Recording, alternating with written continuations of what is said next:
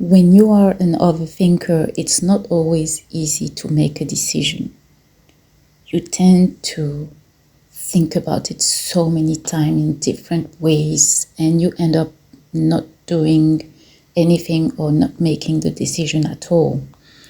These are a few tips that helped me when I have a decision to make and I tend to overthink or I doubt myself.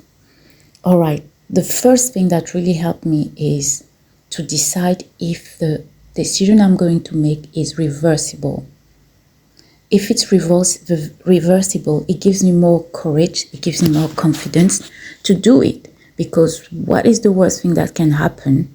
I'll just go back if it doesn't work. Now, if the decision is not reversible, you might need some more time. Not only time, but more information. Information and guarantees.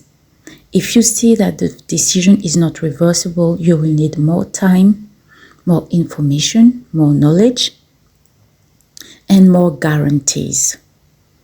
You need to see how you can be secured. If it's about money, how you can get your money back, how you can protect your money. If it's about relationship, how you can protect yourself.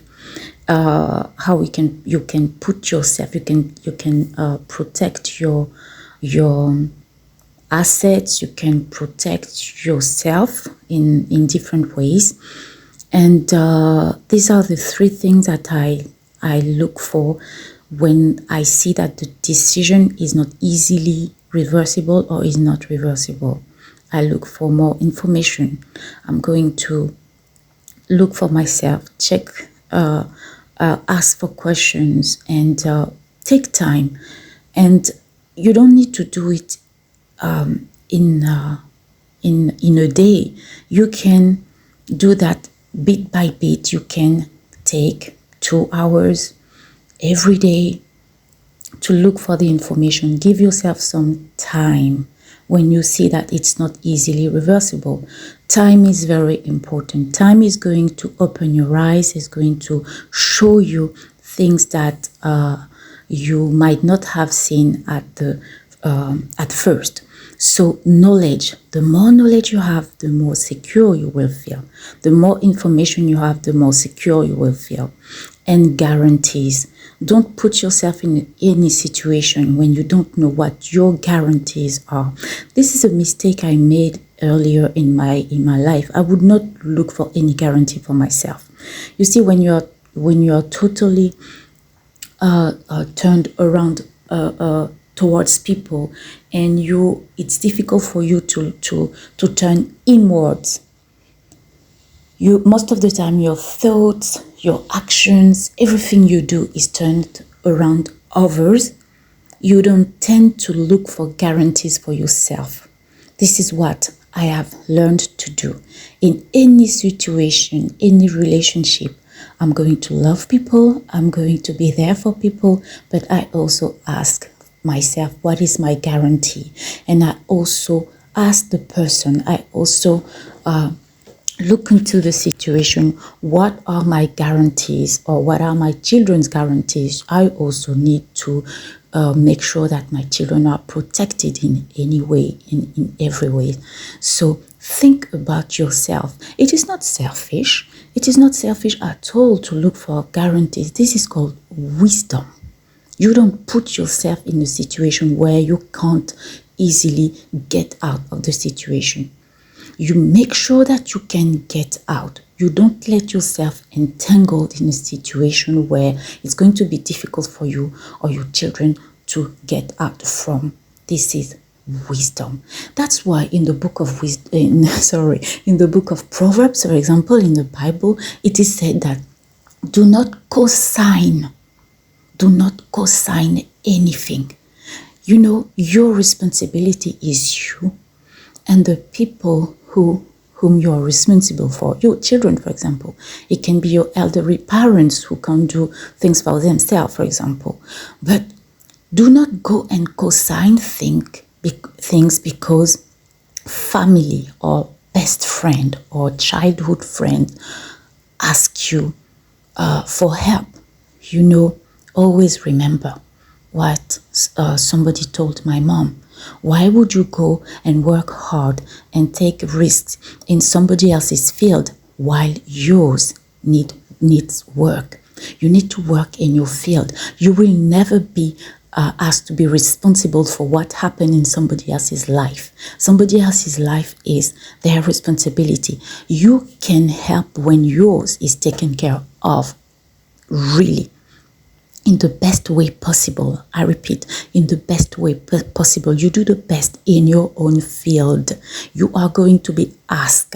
You are going to be judged based on your own life, on your children's life, on your field, your own area, not somebody else's. So helping is great, but make sure you take care of your responsibilities first.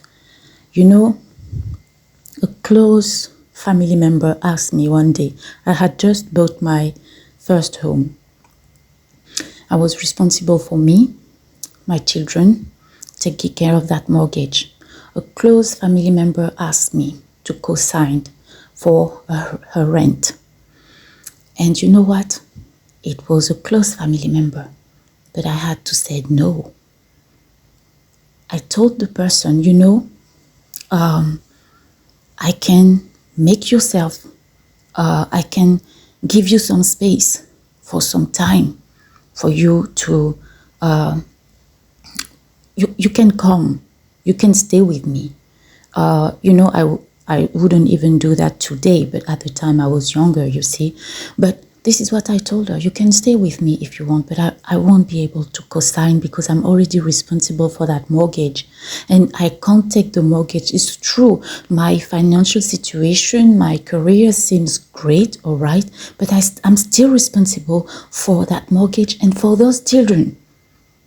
And now if I put you in my basket, it's going to be too heavy for me. And whatever happens, I will have to pay for you. And I'm not sure I'll be able to do all that. Me, the mortgage, my children, their school. I had to pay for private school for my children because this is the choice I made. Now, do I have to take my children out of private school to be able to co-sign even a close family's friends' rent or mortgage or car payment? Let's think. Who is going to judge me? My children. I'm going to be responsible for those children and for myself. So I said, no. You know what? That family member was angry at me at first, but you know, our relationship moved on. But I had set a boundary. I can do a lot for you, but don't ask me for what I can't do. So when you have a decision to make and you doubt yourself, first, don't doubt yourself. I remember Lisa Nichols saying that fear is just telling you that you lack information. You need more information. Fear is not to be feared. You need more information. So see if the decision is reversible. Is it going to be difficult to reverse? Is it going to be easy to reverse? Look for guarantees for you, for your close family members, your children, for example. They are priority. You are priority. They are priority. See if you need more information. It is very important. You need to consult a lawyer. You need to consult an accountant. You need to look for the laws. If you need to change countries, for example, which happens to me several times. So you need to look for all that. Is it reversible? How is it reversible? You get yourself in a relationship, for example. How do you protect your assets? It's good to be in love. What does that person, what are the assets of the person?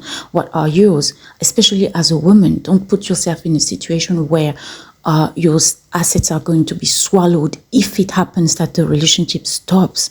How much is it going to cost you to get in that relationship? Are you the one paying for everything? Do you have children? I've heard so many times children feeling abandoned by their parents, especially sometimes mothers, because the mom falls in love and now she forgets about the children. But you know, sometimes that love that requires you to forget about your children, sometimes it won't last. It won't even last. I'm not saying that children are perfect. There are some children who abandon their mothers. So, every situation is different. Whatever you do, look for guarantees for yourself. Guarantees, yes. Protect yourself. Protect your assets. Protect your financial situation. Protect your children. And look if it's reversible. Look for the most information you would need. All right, I hope this has helped you. Really listen to it again if you have an important decision to make, and if the decision is not important, don't overthink. You know that it's reversible. Buying a dress is not that important, except if the dress costs $10,000 maybe. But if it's about buying a dress or the groceries, don't overthink. This is easily reversible. All right, take care. Bye bye.